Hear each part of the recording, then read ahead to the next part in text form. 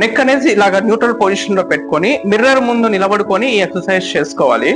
So neck hand అనేది ఈ position లో ఇలాగ ప్రెస్ చేసేసి 10 seconds హోల్డ్ చేసేసి 1 2 3 4 5 6 7 8 9 10 ఈ హ్యాండ్ తో ఇలాగా పుష్ చేసేసి నెక్ అనేది బెండ్ కాకుండా నెక్ స్ట్రైట్ గానే ఉండాలి.